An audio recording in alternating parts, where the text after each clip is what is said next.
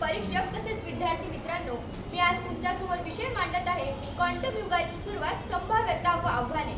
हे केवळ विज्ञानच नव्हे तर आपल्या समाज व राष्ट्राचं भविष्य घडवणाऱ्या युगाची सुरुवात आहे. प्राचीन ऋषींच्या मंत्रांपासून ते आधुनिक वैज्ञानिकांच्या यंत्रापर्यंतचा मानव जातीचा हा प्रवास एकच गोष्टीकडे लक्ष देतो: आपण विश्व कसे समजतो. परमाणूच्या आत खोलवर डोकवणाऱ्या संशोधनाने आज आपल्याला एका नव्या युगाच्या उंबरठ्यावर उभे केले आहे आणि ते म्हणजे क्वांटम युग. क्वांटम म्हणजे काय? तर क्वांटम म्हणजे फार सूक्ष्म, अत्यंत बारीक स्तरावर घडणाऱ्या गोष्टी, जसे की अणुकण, ऊर्जा, इलेक्ट्रॉन, फोटॉन यांसारख्या स्तरावर होणाऱ्या आधारित प्रक्रिया. उदाहरणार्थ क्वांटम संगणक जे सेकंदात कोटी गणना करू शकतात, किंवा क्वांटम इंटरनेट जे संपूर्णतः हॅकप्रूफ असू शकते. मग अशा क्वांटम युगाची सुरुवात नेमकी केव्हा झाली? वैज्ञानिक पातळीवर 1900 मध्ये मॅक्स प्लँक यांनी क्वांटम थेअरी मांडली. पुढे तंत्रज्ञान व संशोधन युग 1920 ते 1930 आइन्स्टाईन व वर्नर हायजेनबर्ग यांनी त्यांच्या संकल्पना विस्तारल्या. 1980 मध्ये क्वांटम कम्प्युटिंगची कल्पना पुढे येऊ लागली. क्वांटम यांची औद्योगिक सुरुवात 2000 ते 2020. यानंतर IBM, गुगल, DeWalt यांनी क्वांटम कम्प्युटरचे काम सुरू केले.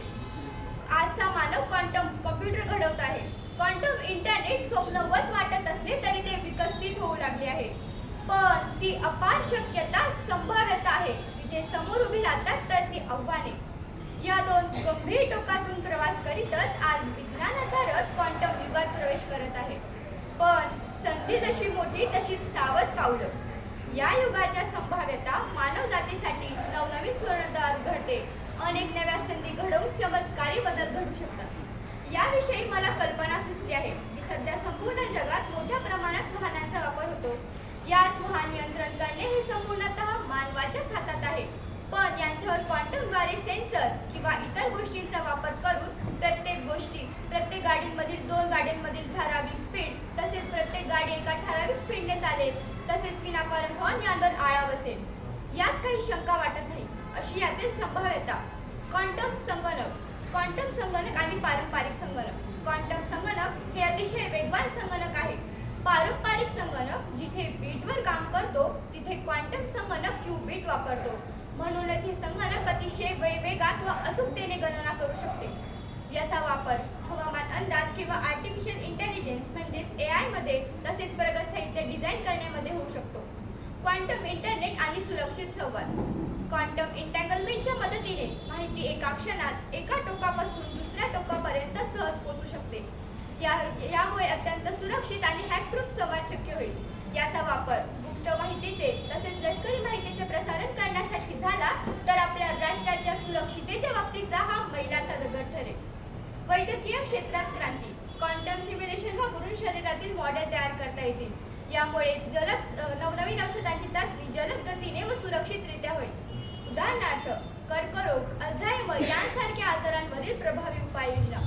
अंतराळ संशोधनात झपाटलेली प्रगती शक्य होईल, कारण क्वांटम युग हे अंतराळाचे नेव्हिगेशन, डाटा ट्रान्सफर तसेच त्या ग्रहांवरील प्रतिकूल स्थिती समजण्यात मदत करते.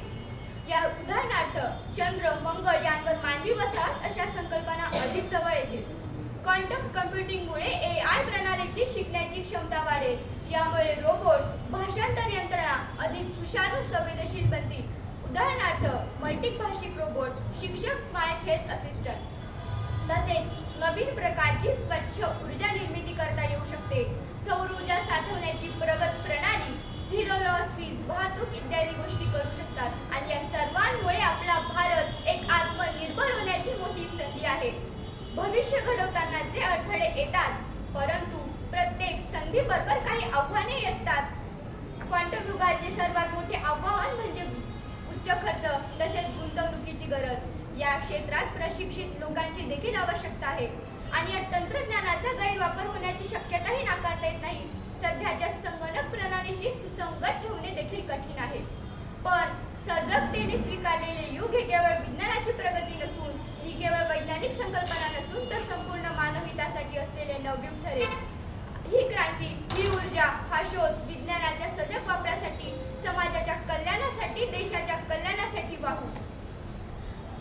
भविष्य हे कोणालाच ठरवता येत नाही. भविष्य हे कोणाला ठरवता येत नाही, पण होय ते घडवता येतात. क्वांटम युग म्हणजे अशा संशोधनाची दिशा जिथे अनिश्चिततेच्या अंधारातही ज्ञानाचा प्रकाश शोधला जातो. ही क्रांती, ही ऊर्जा आपण विज्ञानाच्या सतत वापरासाठी वाहू व क्वांटम युग म्हणजे अशी संशोधनाची दिशा जिथे अनिश्चिततेच्या अंधारातही ज्ञानाचा प्रकाश शोधला जातो. धन्यवाद.